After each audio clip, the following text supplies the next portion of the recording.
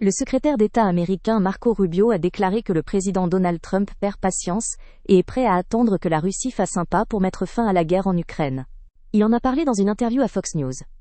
Selon Rubio, Trump est intéressé par la fin de la guerre déclenchée par la Russie contre l'Ukraine. Donald Trump veut voir des actions concrètes visant à mettre fin au conflit.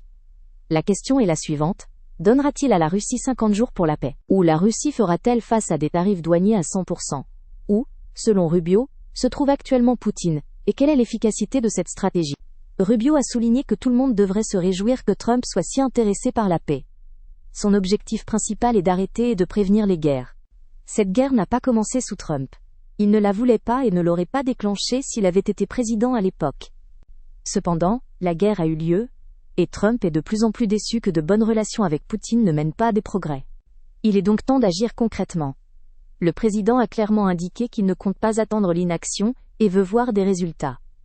Il perd patience et la volonté d'attendre que la partie russe prenne des mesures pour mettre fin à la guerre. Depuis janvier, plus de 100 000 soldats russes sont morts. C'est un conflit sanglant avec de nombreuses victimes et destructions. Beaucoup d'actions visaient à gagner du temps et à créer une apparence d'intérêt pour la paix. Les Russes ne prennent pas la paix au sérieux. Trump ne se laissera pas piéger par des négociations sans fin sur les négociations. Il comprend la nature humaine et sait quand s'arrêter. Notre tâche actuelle est de mener l'accord à son terme. Les derniers 5%, les derniers mètres du chemin sont toujours les plus difficiles dans tout. Affaires, commerce, paix. Beaucoup affirment que la Chine aide la Russie mais le cachent. Comment les États-Unis gèrent-ils cette question? C'est connu de tous, et ce n'est pas un secret. La Chine fournit une aide à la Russie en essayant de ne pas être démasquée. Les Européens ont compris que sans le soutien de la Chine, Poutine ne pourrait pas poursuivre la guerre. La Chine achète du pétrole à la Russie, et est intéressée par la poursuite de la guerre. Ils pensent que plus le conflit dure, plus la discussion sur la concentration sur différentes régions du monde se poursuit.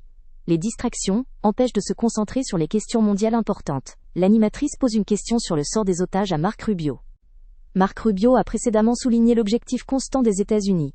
Une Gaza sans le Hamas, libre du terrorisme, avec des perspectives de paix et de développement. La question des otages reste d'actualité. Il est connu qu'il y a certains succès dans la question des otages. L'animatrice demande s'il est possible de faire davantage de progrès dans la libération des otages détenus par le Hamas. Marco Rubio informe que tous les Américains ont déjà été libérés. Il propose une solution simple. Libérer les otages et déposer les armes, pour que la guerre pour le Hamas se termine. Rubio reconnaît que le Hamas ne sera évidemment pas d'accord. Cependant, Steve Witkoff travaille jour et nuit depuis plusieurs semaines et a réalisé des progrès significatifs. Ils sont proches de leur objectif et optimistes. Il y a de l'espoir qu'un cessez-le-feu puisse être atteint n'importe quel jour. Après une période de 60 jours, les otages restants seront libérés. Dans une interview, le secrétaire d'État Marco Rubio a également soutenu la candidature de J.D. Vance à la présidence des États-Unis en 2028, le qualifiant d'excellent candidat. L'animatrice rappelle le rôle de Rubio dans la course présidentielle de 2016 et note ses fréquentes références à ce sujet lors de la conversation. Il est considéré comme un candidat possible pour les élections de 2028. Vous demandez si j'ai des projets en dehors du département d'État. Je pense que J.D. Vance serait un excellent candidat. S'il décide de se présenter, je suis sûr qu'il fera un excellent travail en tant que vice-président. C'est un ami proche, et j'espère qu'il a l'intention de le faire. Il est encore trop tôt pour en parler, mais en tant que secrétaire d'État, je ne participe pas à la politique. Il existe des règles qui m'interdisent de m'engager dans la politique intérieure. Je veux faire ce travail tant que le président le permettra.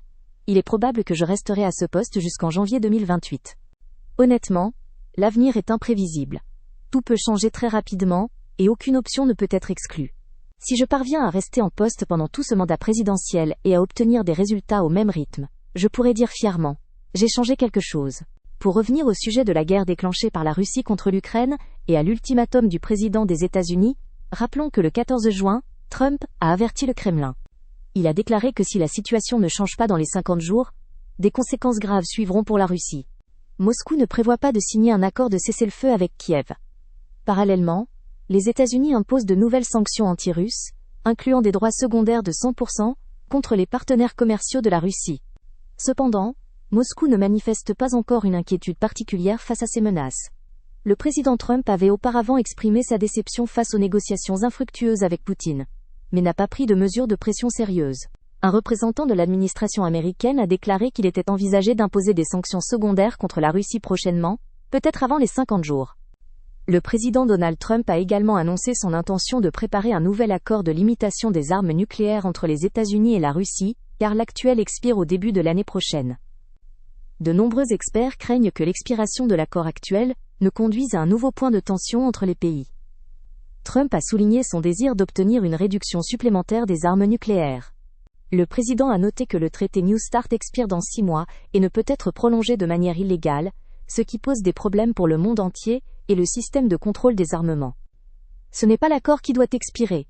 Nous avons déjà commencé à travailler sur cette question, mais cela reste un grand problème pour le monde entier. La levée des restrictions nucléaires représente une menace sérieuse pour la paix. Ce problème inquiète de nombreux États et experts en sécurité. La rhétorique de Trump envers Poutine a beaucoup changé ces derniers mois, ce qui est visible dans ses déclarations et actions. Chaque nouvelle vague d'attaques russes contre les villes pacifiques ukrainiennes suscite l'indignation et un durcissement des positions du Congrès et des alliés. Le sabotage de toutes les initiatives pacifiques par le Kremlin a finalement conduit à ce que Trump semble ne plus entretenir d'illusions sur la situation. De nouvelles sanctions destructrices contre le Kremlin pourraient très bientôt devenir une réalité, ce qui changerait les relations et l'équilibre des forces dans la région.